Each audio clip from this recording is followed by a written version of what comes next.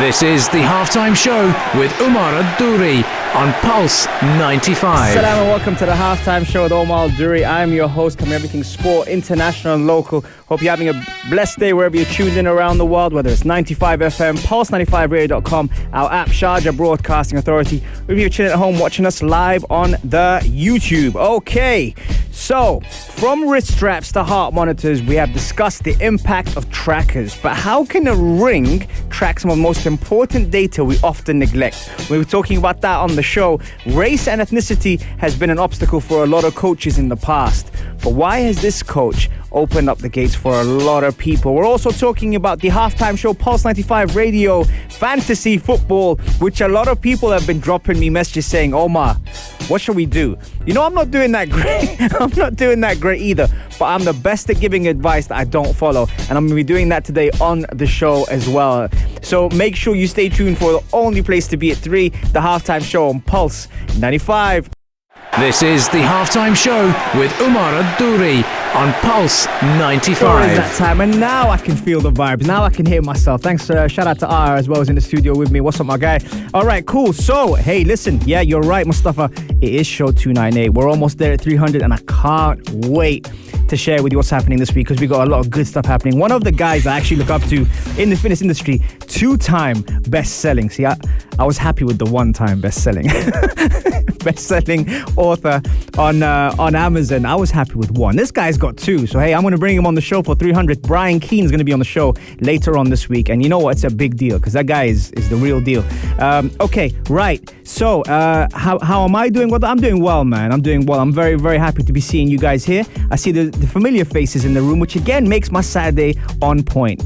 And Dalal says, hi, bro. Musab, sending you love and the whole family, my guy. Okay, right. So, when we think of trailblazers, a lot of things here. Now, especially if you grew up outside of the UAE.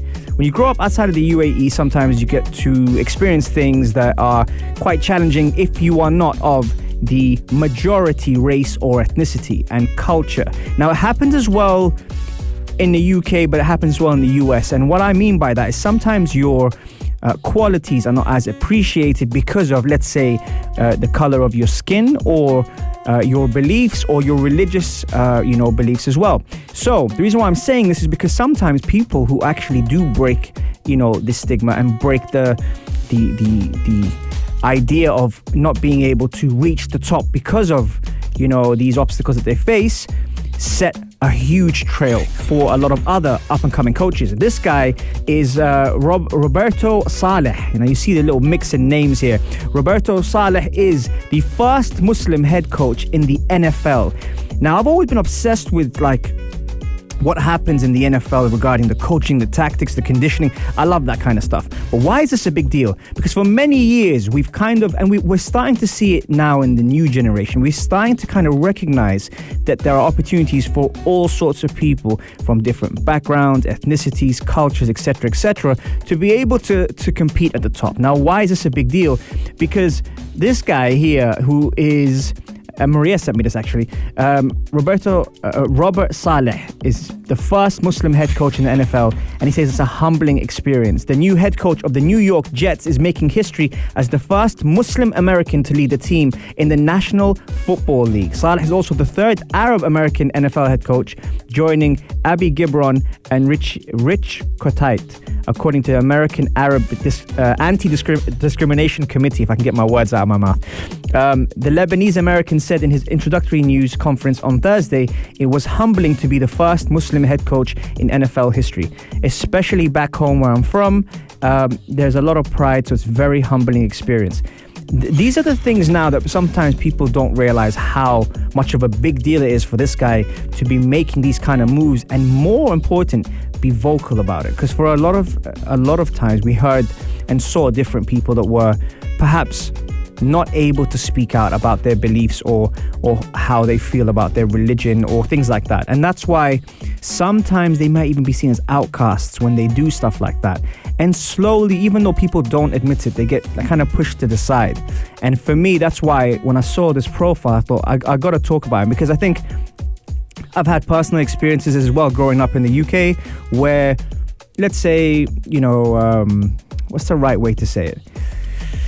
Let's say not nice things were said. Unpleasant things were said about where I come from or being a Muslim, etc. Now, again, I'm not saying that one religion is for everyone, but just in terms of respect, in terms of being able to just get on and base it on ability and quality rather than where you're from. This was kind of something where maybe it's a lack of education, and it's not just in one place, it's everywhere around the world, you know? Or maybe it's just awareness. And I think just with those people that were making those kind of comments, it wasn't something that was very nice. And then in the end, it kind of stays with you. Now, when you grow old and you become a coach, or you just work with different people, you kind of respect their background. You respect where they come from, because everyone has their own story to tell.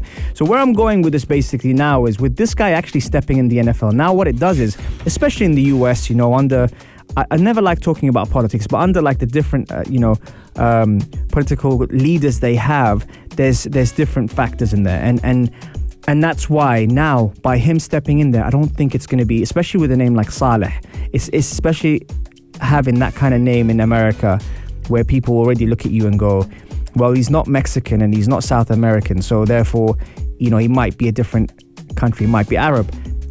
There's a sensitivity with that. Him being able to take on New York Jets from his qualities and being able to step foot in there and be able to speak about it is massive. Huge deal.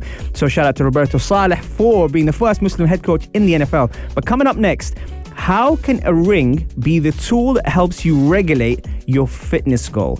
We've talked about trackers, we've talked about apps, and I'm sure Omnia Saleh and Hani Budkis will love this segment because this could be the game changer in getting you back on track. Stay tuned for more on the only place to be at 3, the halftime show on Pulse 95. Mustafa, go call the police, man. Listen to this tune.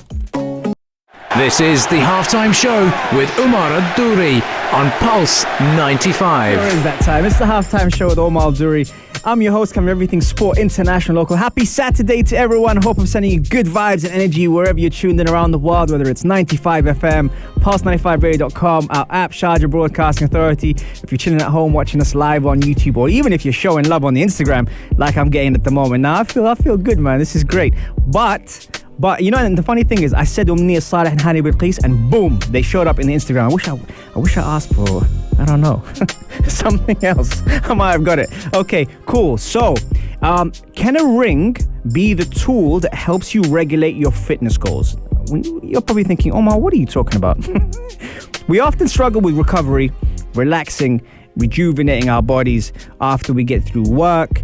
If you've got a family, you're looking after your family. If you're training, you're exercising, you're putting a lot of stress on your body. But there's this thing at the moment now where it's actually been around for a while, but I'm actually been exploring it a lot more recently, and it's called the Aurora Ring, or Aura Ring. I mean, it's spelled Aura, but I think it's Aura. The Aura Ring. Now, what is this and why is it good? So the thing about the Aura Ring again is it actually highlights, and I'm all for it. Data and applications and technology. Yeah, Omni, I see you. And for me, it's really key to be able to kind of monitor these things and see where I'm at, how my sleeping patterns are, what am I kind of doing that needs a bit of tweaking. And this is something that, in terms of heart rate variability, in terms of tips for better and deeper sleep, the complete guide to really trying to work on something that sometimes you might not have full control on. And for the health and fitness segment this week, that's something I kind of wanted to share with you guys, because it's, you know, how much can we rely on data and how much can we rely on information that comes from technology? Because sometimes it can be quite obsessive. Like, I know for a fact I've tried, everything. Even you can see now I'm not wearing a device, but even when I had like one of those wristbands, and it was for a particular brand, and I signed up for it and I was really excited. I went 3 to 6 months and it lasted me 2 months, to be honest. But there again, I batter these things. I really do put myself through, different types of exercises and all that. And this had to go through it with me. So eventually it just didn't like me. It didn't work. The thing about the Aura Ring, now I don't have an Aura Ring on, and I'm not someone who has used it yet. So I'll be very interested to see what you guys think if you do use it. Does it work? Is it something you'd recommend? 4215 at the Salat or slide into my DMs at Omar Al-Duri on Instagram. See, I even forgot my own name. On there, Omnia saying, she's saying, it actually helped detect COVID-19 with many patients before they even had any symptoms, just by looking at their disturbed sleeping patterns and heart rate. See what I mean? Omnia, do you want to come co-host? No, but the Aurora Ring again. So, and by the way, it's not cheap either. When you go on the website, you can go pay up like hundreds of dollars for it. It's not light. So it's an investment, you know. So is it worth the investment? I guess if she's saying that, you know, Omnia knows her stuff, so that would be one thing. And the Aura combines advanced sensor technology and minimal design with an easy-to-use mobile app to deliver precise, personalized health insights straight from the most reliable source, your body. That's what it says. It also has one of the only wearables that measures temperature directly from your skin. Interesting. See, now this stuff makes me want to go get one. I don't know. I think more than anything, I think it helps you with your potential for 3 simple scores: readiness, sleep, and activity. And while you're awake, Aura captures data that reflects your activity and movement. When you're sleeping, Aura captures meaningful data, as nighttime is the best opportunity to get an accurate reading on your overall health as your body is in a more consistent state. I believe in what that means. I believe in what that's saying. But do you guys... What's the difference between, let's say, an Aura Ring and the Whoop strap, for example? Which, by the way, like, I don't know, it didn't work for me. But what's the difference between that and that? And also, nowadays, and again, Omnia and Hani, you guys are in the room, you can kind of see what I'm talking about. Nowadays, the applications are taking over. So even the simple, you know, sleep cycle app that you can have on your phone, I use that. It tells you what the percentage of your sleep is and what kind of deep sleep. Even if you snore or you talk or whatever, it records it. That's kind of freaky, but that does that. What's the difference between that and something like an Aura Ring, for example? Omnia is saying, in my opinion, I feel like it's more accurate than any other wrist wearable. Oof. Omnia, do you have one? Do you have one you can let me borrow? It would compete with the heart rate monitor though. It would or it wouldn't, Omnia? Let me know. Okay, have you guys used the Aura Ring? And if so, is it something that you work? It says here it measured daily during daily activity levels, calories, steps, inactive times, and naps. I'm very intrigued by this now. Very, very intrigued by this. But if you guys have used it, text me on 4215 Ittasalat or do. Okay, coming up next, we are talking about the Pulse 95 halftime show fantasy football league that we got. And people have been asking me questions. Now, like I said, I'm great at giving the advice, but my team is not doing that well. Right, let's take a break. Mustafa, I'm going to keep these tunes coming for you, my man. Enjoy this. It's Michael Jackson and Justin Timberlake. Here you go. This is the halftime show with Umar Duri on Pulse 95. Rumble, right. Got to give a special happy birthday. Now, this one's one of my favorites, man. Christian is turning 3 years old today. And as his uncle Ono, as he calls him, is on radio, it's only right we give him a shout out and wish him all the best. He actually walks me home. Yeah, a 3-year-old walks me home. I go to see his family and his friends and everything, and I say hello, said happy birthday, everything, and he actually walks me across the road. He's my neighbor. So shout out to Christian. Love that boy. Okay, cool. So on here, what we've got is a couple of questions coming in. A comment by Mustafa: in my opinion, all type of trackers, but it should be used more for guidance rather than actually relying on it. That's a fair point. The readings are never accurate as we would wish them to be. Fair play. And then we've also got Aurora Ring. That's what it comes down to nowadays. Well, listen, again, I haven't tried it, so I don't really know. But those who have tried it, please do drop a message and let me know. Does it work? Does it really regulate and show your sleep patterns and all that? I'm very interested to see what's good with that. Morad, Odegaard back for good. Ramsdale in too. Yes, those two. Oh, man, Arsenal just depressing me, boy. Those two are back in Arsenal. I have spent the most so far in the transfer window on several players, but again, attracting the type of players they can only attract, which is hopefully to get them back in contention of Europe again, let alone the league. Yes. And then another comment here, didn't know such thing existed. Well, listen, Tariq, you got to look into it, Skandar, man. It's a big deal. They got a lot of things happening in there. Right, okay, so the halftime show, it's Pulse 95 Radio fantasy football league. And a lot of people normally drop me a message and say, oh, Mama, what should I do with my thing? With my team. The only difference with that is I'm not doing well. I'm the type of person that's going to give you the best advice when it comes down to fantasy football, and you will probably get the best results from it, but I wouldn't do it.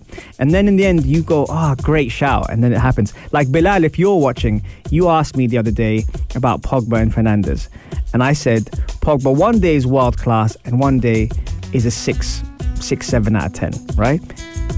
On the first day was world class. Let's see if we can keep it up. Southampton's a good team to play against to keep that consistency going. So I guess United against Southampton today will be interesting.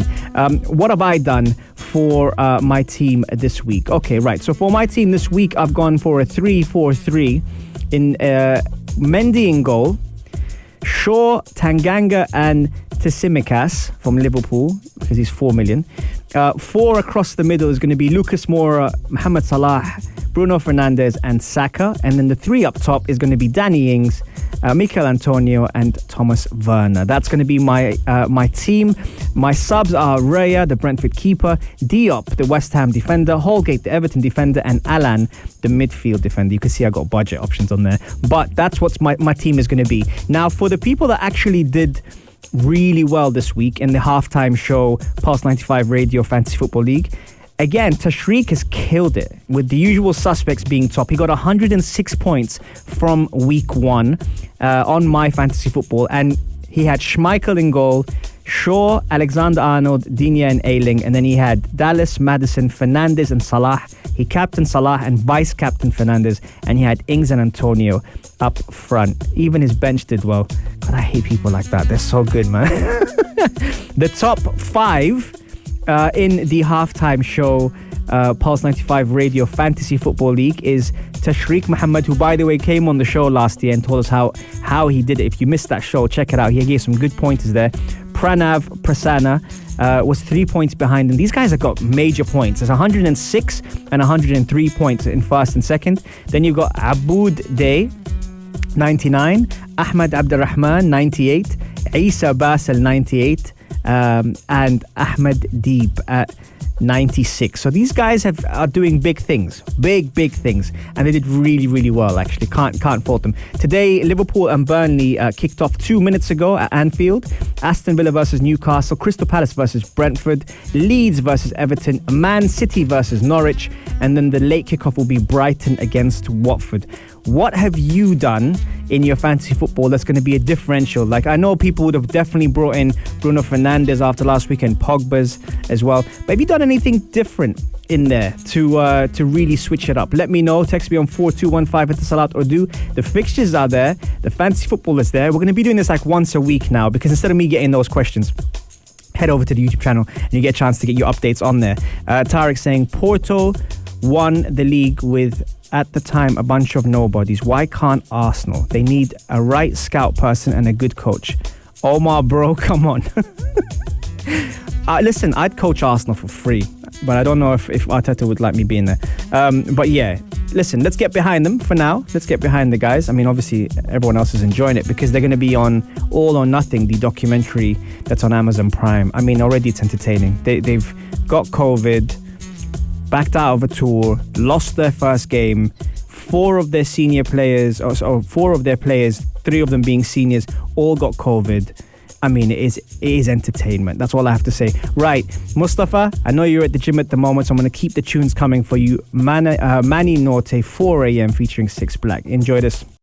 This is the halftime show with Umar Ad-Duri on Pulse 95. We are back and we are live on Pulse 95 Radio in the heart of Sharjah. Shout out to everyone who is tuned in.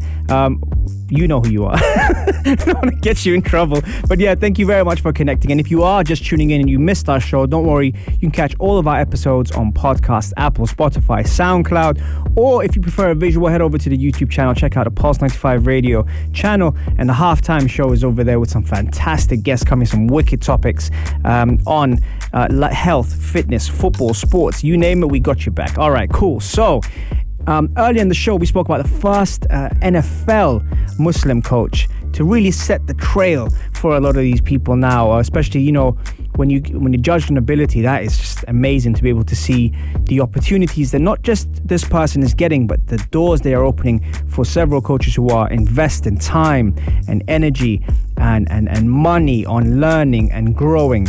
And they'll be based on their qualities rather than where they're from or what color skin they are. So that's going to be amazing. I'm very, very proud of Robert Saleh to be the first Muslim head coach in the NFL. Then we spoke about, can a ring be the tool that helps you get that little X factor when it comes down to your health and fitness goals? That's something else. That's really something I'm kind of intrigued on. I know Mnia Saleh, you dropped some knowledge on that, and actually saying it's a better tracker than even the heart rate monitors, which I found even more intriguing when it comes down to a technology expert like Mnia and Hani who really know their stuff. And then we also spoke about the halftime show Pulse 95 Radio League, Fantasy Football League. Again, I told you when it comes down to advice, I'm best person giving it, but do I take my own advice? Not really. And that's why with Liverpool and Burnley just starting now, I was actually trying to see what the score was. I think it's still 0-0 at Anfield. Let's just double check that now. Yep, 10 minutes gone. But who have you captained? Have you got any differentials? Are you taking risks on Pep Guardiola's roulette that he keeps rotating, man? He'd be killing our fantasy. I'm telling you, he plays fantasy football, or at least his family. Someone in the Guardiola family plays fantasy football, and they just know that he's not going to play the certain players we play. I haven't got one Manchester City player in my team, and they're favorites to win the league. That just tells you where I'm at. I just don't know. I have no idea who he's going to play, when he's going to play them, so I kind of just stay away from them. However, Liverpool, on the other hand, I don't know. Mohamed Salah is definitely someone that everyone's got in their team at the moment, unless you're a United fan. And Bruno Fernandes is probably someone that everyone's got, unless you're a Liverpool fan. So you've got to have those two who are 12 million plus. And then someone was saying to me now, what kind of differentials did you have? I actually went with Lucas Moura. I went with Lucas Moura because I had Son last week and he did really well for me, but I couldn't afford to have Son, Bruno Fernandes and Mohamed Salah there. So I downgraded to Lucas Moura, but I just feel he's a baller. He's a baller, and hopefully Nuno Santo actually does give him the game time that he deserves. And then regarding defense, it's anyone's game, to be honest. And the other differential I went for, by the way, which again, I could be so wrong here, but this is not something I actually gave advice for. This is actually something that I took on board. I went with Werner. I know you're laughing. I know you're like, he couldn't hit a bando with a banjo, but I actually went for Thomas Werner. And Timo Werner, sorry. And the reason why I went for Timo Werner is because if Lukaku does play, and what a game to come in on. I mean, you're playing against an Arsenal defence that's going to be shaky. I mean, they lost to Brentford 2-0, and now they're going to face Chelsea, the Champions League winners and Super Cup winners. For Lukaku to come in now, it obviously takes a lot of attention and diversion from the attack to be able to be a centre point where there's a target there. The ball gets fed into him, and there's runners around him, and there's plenty of pace and movement around him. When you're thinking of all the players that could be working around him, you've got Kai Havertz, Mason Mount, Hudson-Odoi, Ziyech is back in training, Timo Werner, Kovacic, Kante. I mean, it looks like a recipe that Thomas Tuchel has got the right mix now, and looking at those type of players that he's got at his disposal, I mean, I'm not surprised that some people have them, as winners of the Premier League this year. Will it turn out that way? I don't know, but right now, looking at the way that this league is going, it's fire, and there's still. How long? There's still 10 days until the transfer window shuts, so there might still be one or two movements happening to those clubs to kind of switch it up a bit. Who would you sign for? Who would you sign if you were the Premier League clubs? Who would I sign? I'll tell you one thing. I think I know where that question is going from.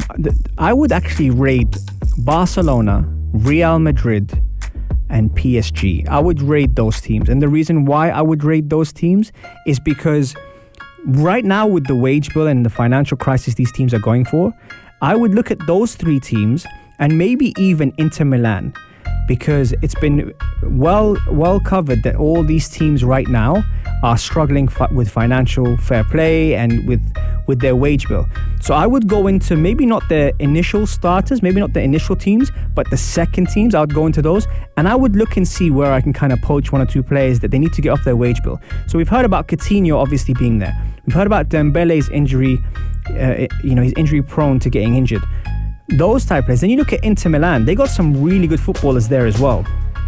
And with losing their manager and losing Lukaku, it's time to kind of raid in. Real Madrid, again, letting Odegaard go to Arsenal, I don't think was something that they necessarily wanted to do, but they needed to do. And by letting him go now, they've got a few funds.